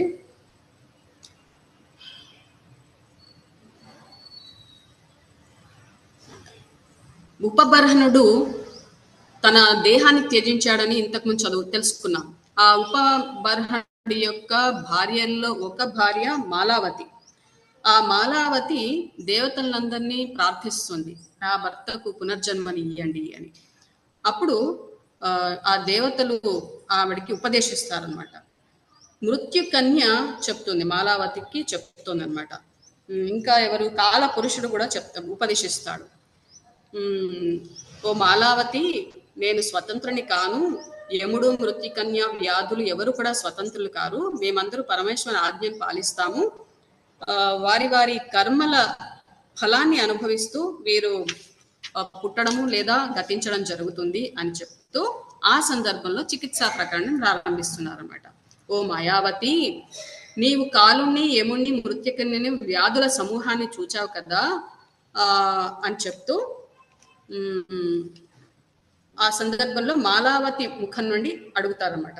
ఏంటంటే, ప్రాణుల ప్రాణాలను పొగెట్టే వ్యాధి కారణము సమస్తమున వేదమున నిరూపించబడినట్టు ఏదైతే చెప్పబడిందో దాన్ని నివారించడానికి వీలు లేదు, కానీ ఆ వ్యాధి వ్యాపించకుండా దానికి తగిన ఉపాయాన్ని వివరంగా తెలపగలరు అని ఈ సంవాదం ద్వారా మనకి చికిత్సా ప్రకరణాన్ని అందించడం జరిగింది. వ్యాసమహర్షి ద్వారా అందించడం జరిగింది. మాలావతి మాటలను విన్న విప్ర రూపంలో ఉన్న జనార్దనుడు, అక్కడ బ్రాహ్మణుడు మాలావతికి ఉపదేశిస్తున్నాడు. ఆ బ్రాహ్మణుడు ఎవరు అని అంటే నారాయణుడు, విష్ణువు. వైద్య సంహితార్థాన్ని కూడా చెప్పడం మొదలుపెట్టాడు. వందే తం సర్వతత్వజ్ఞం సర్వకారణ కారణం వేద వేదాంగ బీజస్య బీజం శ్రీకృష్ణమీశ్వరం स ईशश्चतुरो वेदान् ससृजे मङ्गलालयान् सर्वमङ्गलमाङ्गल्यबीजरूपः सनातनः ऋग्यजुः सामाथर्वाख्यान् दृष्ट्वा वेदान् प्रजापतिः विचिन्त्य तेषामर्थं चैव आयुर्वेदं चकारसः कृत्वा तु पञ्चमं वेदं भास्कराय ददौ विभुः स्वतन्त्रसंहितां तस्मात् भास्करश्च चकारसः भास्करश्च स्वशिष्येभ्यः आयुर्वेदं स्वसंहितां प्रददौ पाठयामास ते चक्रुः संहितास्ततः तेषां नामानि विदुषां तन्त्राणि तत्कृतानि च व्याधिप्रणाशबीजानि साध्विमत्तो निशामय धन्वन्तरिर्दिवोदासः काशीराजोऽश्विनी सुतौ नकुलः सहदेवोऽर्किः च्यवनो जनको बुधः जाबालो जाजिलिः पैलः करत्योगस्त्य एव च एते वेदाङ्गवेदज्ञाः षोडश వ్యాధినాశకాः. పరమేశ్వరుడు చతుర్వేదాన్ని సృష్టించాడు. ఋక్ యజుః సామధర్వ వేదాల్ని బ్రహ్మదేవుడు తెలుసుకొని వాటి అర్థాలను కూడా తెలుసుకొని ఆయుర్వేదాన్ని సృష్టించాడు. బ్రహ్మదేవుడు ఆయుర్వేదాన్ని ఆయుర్వేదము అనే పంచమ వేదాన్ని సృష్టించి భాస్కరుడికి ఉపదేశించాడు. భాస్కరుడు తన శిష్యులకు ఆయుర్వేదమును తన పేర బరుగు భాస్కర సంహితను ఉపదేశించాడు. సూర్యుని యొక్క శిష్యులు వివిధములైన సంహితలను వ్యాప్తి చేశారు. సూర్యుని శిష్యుల యొక్క పేర్లు వారు రచించిన వ్యాధిని సంపూర్ణంగా నాశనం చేయగల తంత్రములు ఏవి అంటే ధన్వంతరి, దివోదాసుడు, కాశీరాజు, అశ్విని కుమారులు, నకులుడు, సహదేవుడు, అర్కి, చ్యవనుడు, జనకుడు, బుధుడు, జాబాలుడు, జాబిలి, పైలుడు, కరథుడు, అగస్త్యుడు. ఈ 16 సూర్యుని శిష్యులు. వీరు వేదాంగ తత్వజ్ఞులే కాకుండా వ్యాధులను నిర్మూలించే సామర్థ్యం కూడా కలిగిన వారు. ఇంకా ధన్వంతరి చికిత్సా తంత్ర విజ్ఞానం అనే తంత్రాన్ని రచించాడు. దివోదాసుడు చికిత్సాదర్పణ తంత్రమును, కాశీరాజు చికిత్సా కౌముది తంత్రాన్ని, అశ్విని కుమారులు సందేహమును తొలగించే చికిత్సాసార తంత్రాన్ని, నకులుడు వైద్యక సర్వస్వం అనే తంత్రమును, సహదేవుడు వ్యాధి సింధు విమర్ధనాన్ని, అర్కి అయిన యముడు జ్ఞానార్ణవ మహాతంత్రాన్ని, చ్యవన మహర్షి జీవదాన తంత్రాన్ని, యోగి జనక మహారాజు వైద్య సందేహ భంజనమును, చంద్రపుత్రుడైన బుద్ధుడు సర్వసార తంత్రాన్ని, జాబాల మహర్షి తంత్రసారకాన్ని, జాజలిముని వేదాంగసార తంత్రాన్ని, పైల మహర్షి నిదాన తంత్రాన్ని, కరధుడు సర్వధర తంత్రాన్ని, అగస్త్య మహర్షి ద్వైత నిర్ణయ తంత్రాన్ని రచించాడు. చికిత్సా తత్వ విజ్ఞానం నామ తంత్రం మనోహరం ధన్వంతరిశ్చ భగవాన్ చకార ప్రథమం సతి చికిత్సాదర్పణం నామ దివోదాసశ్చకారసః చికిత్సా కౌముదీం దివ్యాం కాశీరాజశ్చకారసః చికిత్సాసార తంత్రం చ బ్రహ్మఘ్నం చాశ్విని సుతౌ తంత్రం వైద్యక సర్వస్వం నకులశ్చ చకారసః చకార సహదేవశ్చ వ్యాధి సింధు విమర్దనం జ్ఞానార్ణవం మహాతంత్రం యమరాజశ్చకారసః చ్యవనో జీవదానం చ చకార భగవాన్ ఋషి చకార జనకో యోగి వైద్య సందేహ భంజనం సర్వసారం చంద్రసుతః జాబాలస్తంత్రసారకం వేదాంగసారం తంత్రం చ చకార జాబలిర్మునిః పైలో నిదానం కరథస్తంత్రం సర్వధరం పరం ద్వైత నిర్ణయ తంత్రం చ చకార కుంభ సంభవః చికిత్సాశాస్త్ర బీజాని తంత్రాణ్యేతాని షోడశ వ్యాధి ప్రణాశ బీజాని బలాధానకరాణి చ. మనకి తెలిసినవి చరక సంహిత, సుశ్రుత సంహిత, తర్వాత ఇంకొక ప్రసిద్ధమైన గ్రంథాలు ఉంది, గుర్తు రావట్లేదు. వీటికన్నా ముందు కూడా ఎంతమంది ఆయుర్వేద శాస్త్రజ్ఞులు ఉన్నారు, ఆ గ్రంథ పరంపర ఏంటి అనేది మనకి దీని ద్వారా తెలుస్తుంది. ఇక ఆయుర్వేద శాస్త్ర విశారదులైన ధన్వంతరి మొదలగు వారు ఆయుర్వేదం అనే భావ ప్రకాశం, ఇంకొక గ్రంథం ప్రసిద్ధమైంది ఆయుర్వేదంలో భావ ప్రకాశం అనేది.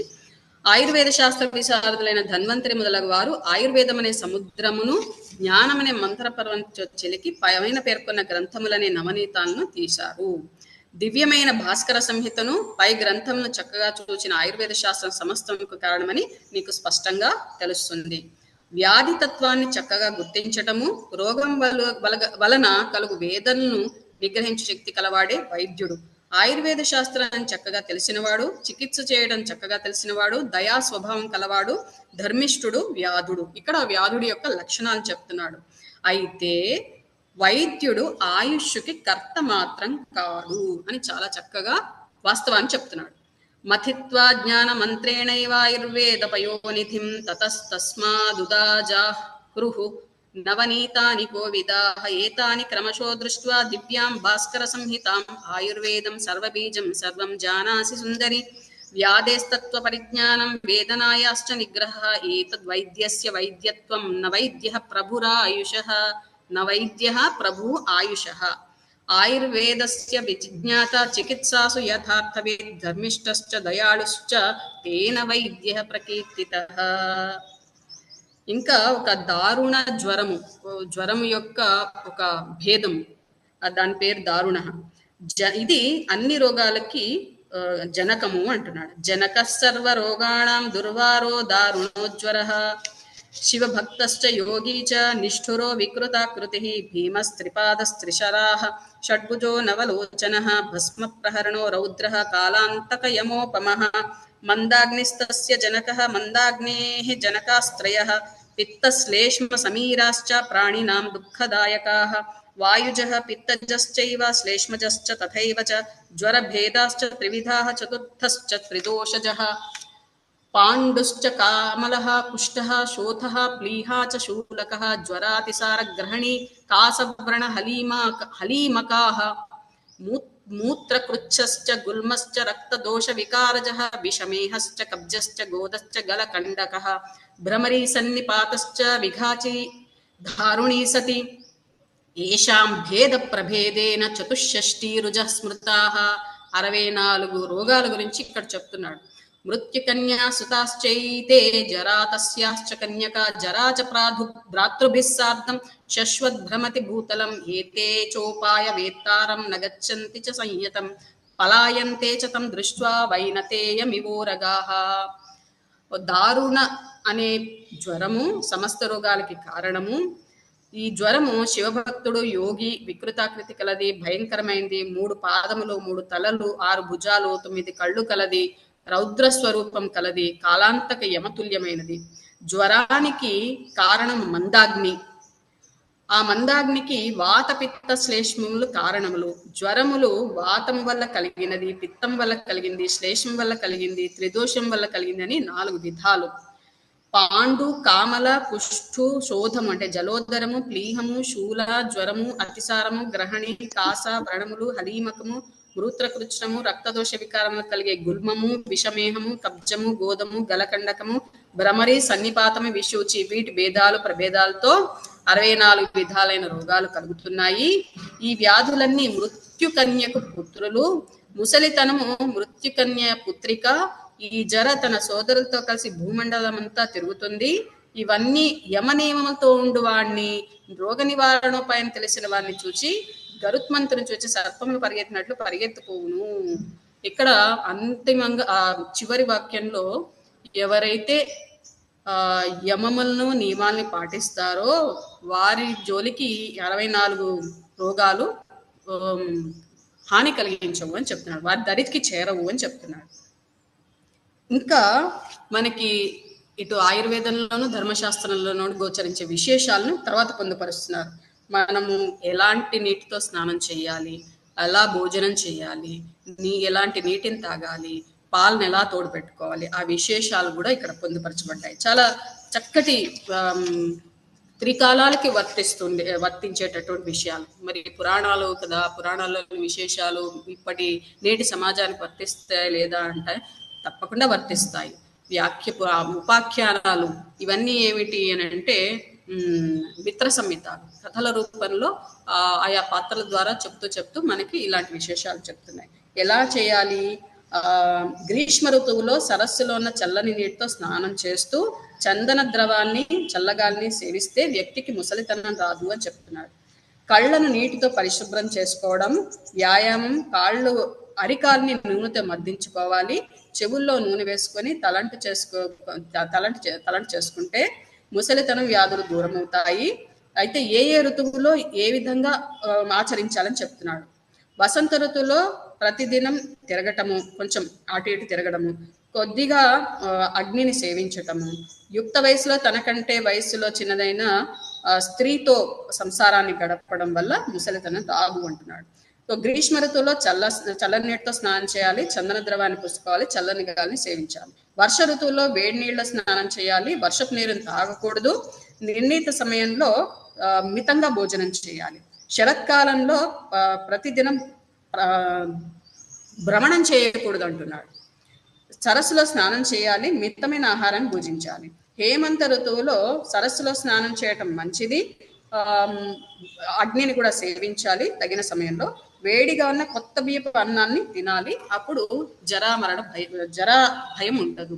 శిశిర ఋతువులో వేడిగా ఉన్న కొత్త బియ్యపు అన్నాన్ని తినాలి, అలాగే కొంచెం తెర అడ్డుగా ఉంచిన అగ్నిని సేవించాలి. ఉష్ణోదక స్నానం చేయొచ్చు, అప్పుడు ముసలిదనం దరిచేరదు. ఆకలి అయినప్పుడు మాత్రమే మంచి భోజనాన్ని చేయాలి, దప్పిక కొన్నప్పుడే నీరు తాగాలి, తాంబూలాన్ని నిత్యం సేవించాలి. జిహ్వా చాపల్యం లేకుండా పెరుగు, ఆ తర్వాత నిన్న పిండిన పాలను తోడబెట్టిన వెన్న అంటే హయంగవీనం, కొత్త నెయ్యి, బెల్లము ఇవి నిత్యం తినాలి, దానివల్ల జర చేరదు. అయితే ఏమేమి చేయకూడదు అని చెప్తున్నాడు. ఎండిన మాంసం, తనకన్నా వయసు పెద్ద ఉన్న స్త్రీతోటి సంసారం చేయటం వల్ల, ఉదయకాల సూర్యుడు, లేత పెరుగు, రాత్రిపూట పెరుగు, చెడు నడకగల స్త్రీ, ఇంకా అంటే వర్ణ సంకరం వల్ల వ్యాధులు దరిచేరుతాయి, ముసలితనం బాధిస్తుంది అని చెప్తున్నాడు.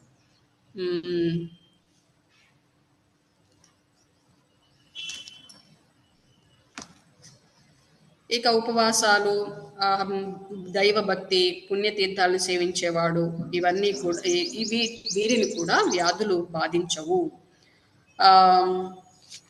ఎలా నివారించాలి అన్నది కూడా చెప్తున్నాడు. బాగా ఆకలి అవుతున్నప్పుడు అన్నం తినకుండా ఉన్నందువల్ల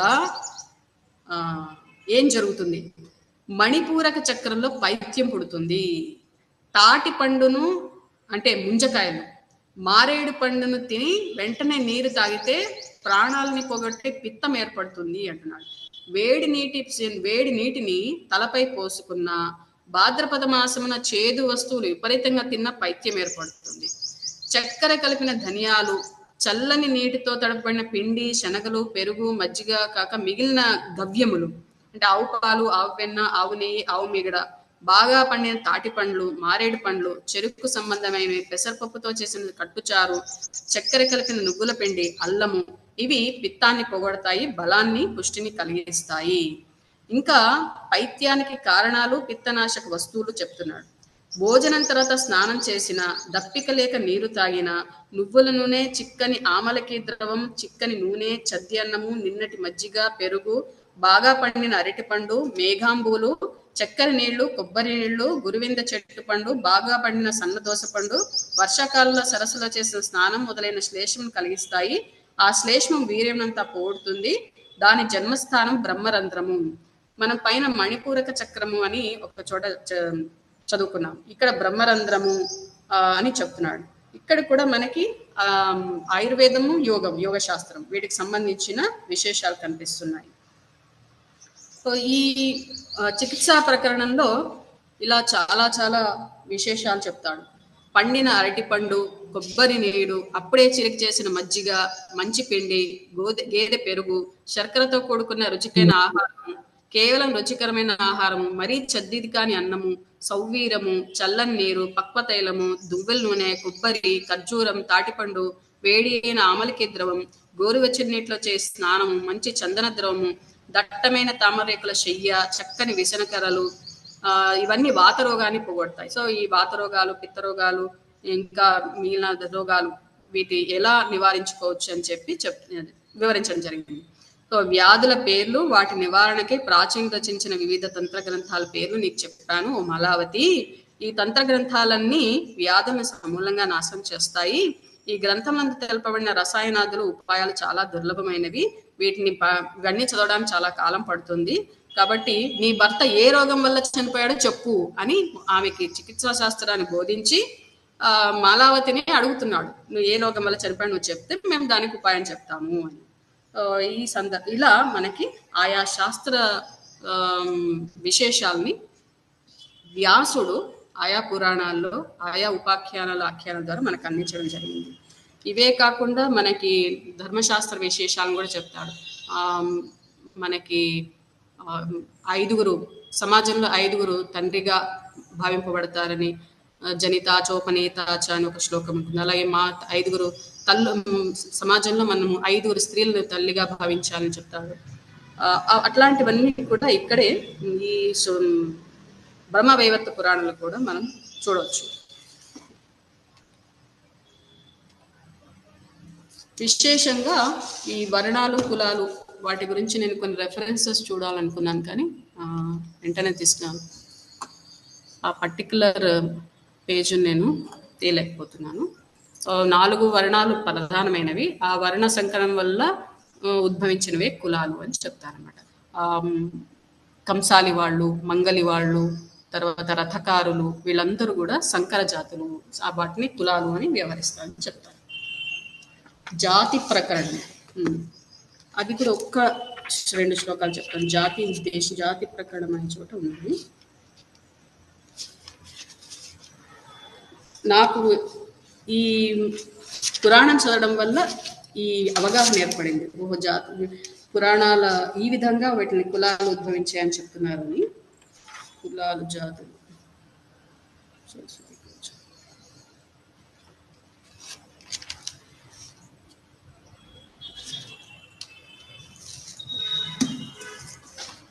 సరే, ఇక్కడితోటి నా వ్యాఖ్యానాన్ని ముగిస్తున్నాను.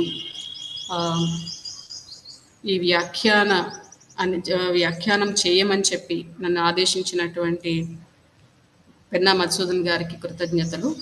వారి ఆదేశం వల్లే ఈ బ్రహ్మవైవర్త పురాణాన్ని కొద్దిగా చదవడం జరిగింది. ఎందుకంటే 18,000 శ్లోకాలు ఉన్నాయి. దాంట్లో 12,000 శ్లోకాలు లేదా 20,000 శ్లోకాలు ఇప్పుడు ఉపలభ్యమవుతున్నాయని చెప్పారు. అన్ని వేల శ్లోకాన్ని తక్కువ కాలంలో చదవడము, తర్వాత దాన్ని పూర్తిగా అర్థం చేసుకోవడం, గుర్తుపెట్టుకోవడం, సంపూర్ణంగా వ్యాఖ్యానించడం సాధ్యమయ్యే పని కాదు. యథాశక్తి యథామతి నేను యథాసమయం కొద్దిగా మీ ముందు ఉంచగలిగాను. విన్న శ్రోతలందరికీ కూడా నా నమస్కారాలు, ధన్యవాదాలు. బాగుంది వరలక్ష్మి. కొంచెమే చెప్పానన్నావు, కానీ బ్రహ్మవైవర్త పురాణంలో ఉండేటువంటి విషయాలన్నింటినీ కూడా పరిచయం చేసావు. ఇవి ఉన్నాయి అని. సో మన బాధ్యత అదే, ఈ పురాణంలో ఇవి ఉన్నాయి అని చెప్పడం, అది తీసుకురావడం, మన దృష్టికి తీసుకురావడం. తర్వాత దీంట్లో ఈ విషయాలన్నిటి మీద ఏమేం చదువుకోవాలి, ఎవరికి ఏది ఇష్టం ఉంటే ఆ విషయాన్ని బ్రహ్మవైవర్త పురాణం తీసి చదువుకునే అవకాశం కలుగుతుంది. కనుక 18,000 శ్లోకాలు, తర్వాత 4 ఖండాలు, అన్ని అధ్యాయాలు, అంత గొప్ప పురాణం గురించి చాలా సంక్షిప్త సమయంలో చెప్పడం అనేది చాలా కష్టం. 1 నెల రోజుల పాటు, 2-3 నెలల పాటు చెప్పాల్సినటువంటి పురాణం ఇది బ్రహ్మవైవర్త పురాణం. ఏ పురాణమైనా కానీ, నిన్నటి పురాణమైనా, ఇంతకుముందు జరిగిన పురాణాలు ఏవైనా కానీ, ఏదో 1 రోజు 2 రోజుల్లో చెప్పాల్సిన, 1 గంటలో చెప్పాల్సిన పురాణాలు కాదు. కాకపోతే మనం అనుకున్నది ఏమిటంటే కేవలం పురాణాల పరిచయము. ఈ 18 పురాణాల పరిచయం అనుకున్నాం. కాబట్టి ఇంతవరకు చేసినటువంటి మహానుభావులందరూ కూడా చాలా చక్కగా పురాణాల పరిచయం చేశారు. అలాగే ఇవాళ కూడా భవత్యా సమ్యక్ ప్రతిపాదితః బ్రహ్మవైవర్త పురాణే ఏ అంశాः ప్రధానాంశాः వర్తంతే, ఏతే అంశాः వర్తంతే భవతిచ్ఛానుసారం భవంతः పఠితుం అధ్యేతుం శక్నువంతి ఇతి భవతి ప్రతిపాదితవతి. సమ్యక్ వర్తతే. బ్రహ్మఖండంలో పరమాత్మతత్వ నిరూపణంతో పాటు బ్రహ్మవైవర్త పురాణంలో బ్రహ్మాండమైనటువంటి ఆయుర్వేద విజ్ఞానం ఉంది అనే విషయం చాలా చక్కగా వివరించావు.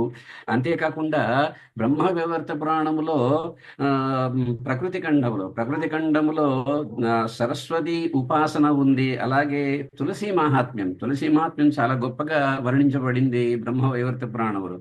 ఇంకా సావిత్రి ఉపాఖ్యానమా దాదాపుగా అన్ని పురాణాల్లో ఉంది, అలాగే ఈ పురాణంలో కూడా ఉంది, బ్రహ్మవైవర్త పురాణంలో. కాకపోతే సావిత్రి ఉపాఖ్యానాన్ని కేవలం ఏదో సావిత్రి కథగా తీసుకోకుండా ఒక గొప్ప జ్ఞానోపదేశంగా తీసుకోవాలనే విషయం ఏదైతే ప్రస్తుతించావో చాలా బాగుందమ్మా సావిత్రి ఉపాఖ్యానాన్ని.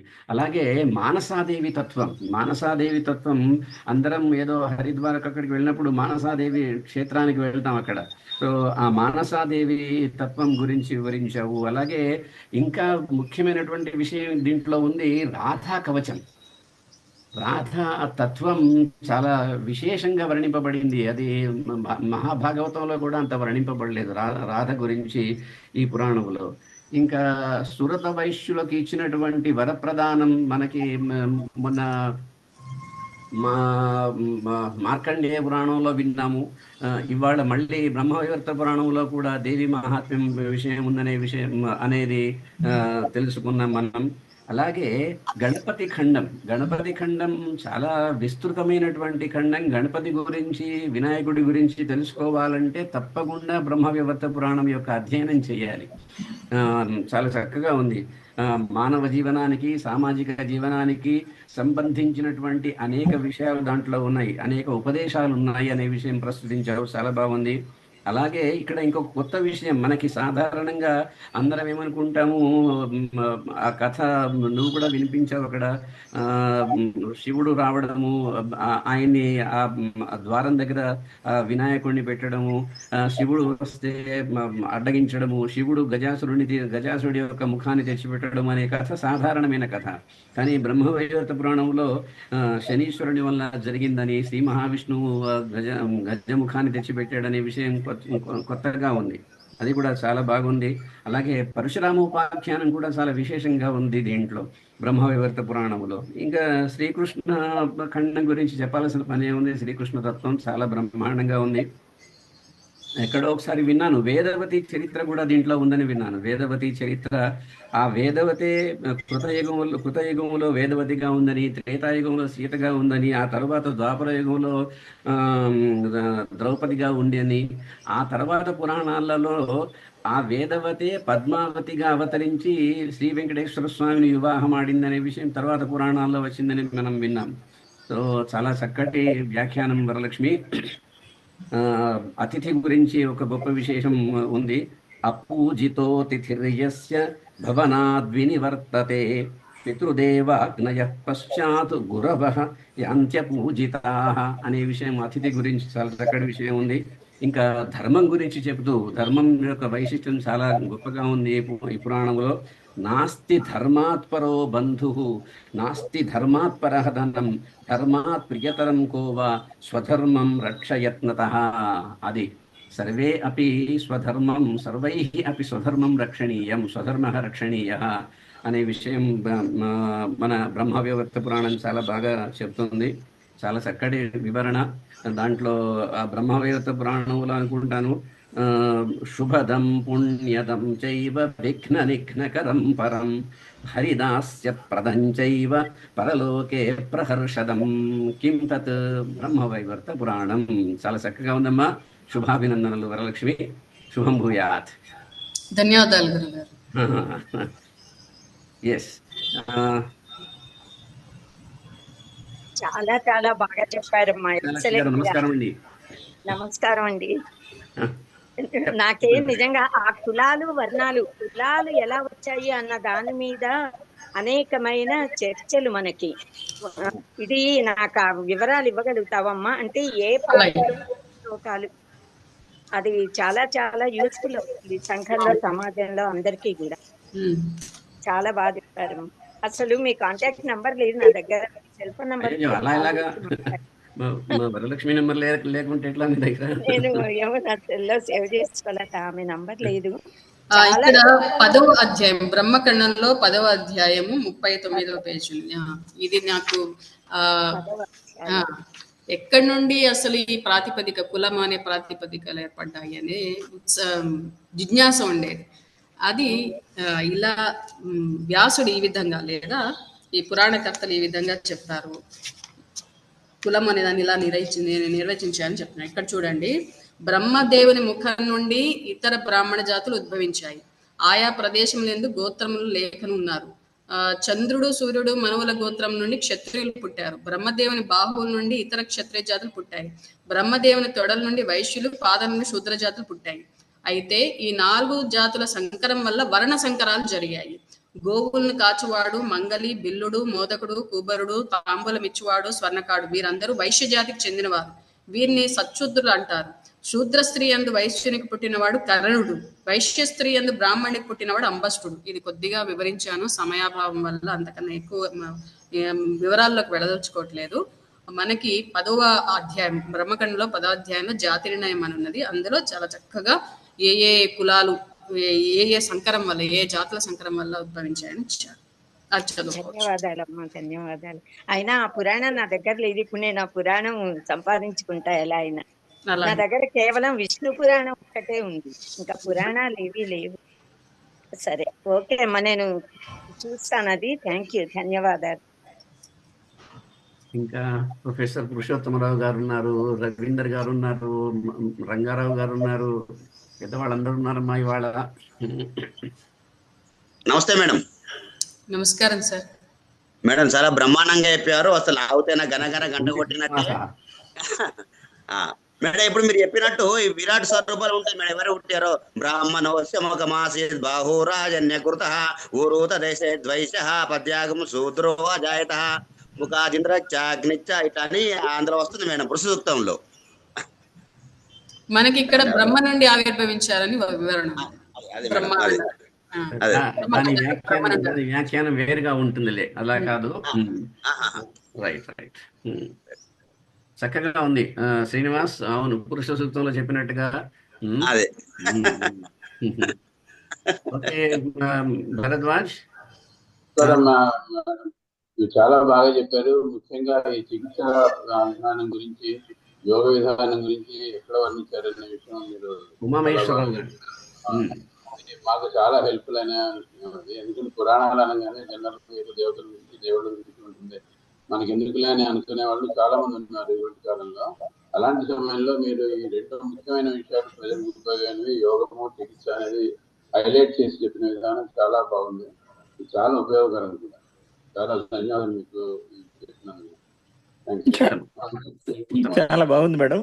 అసలు మేము పురాణాలు ఏదో కాలక్షేపానికి వింటారని అసలు మేము చదవకపోయే వాళ్ళము. మాకు ఇంత మీరు అందరూ కలిసి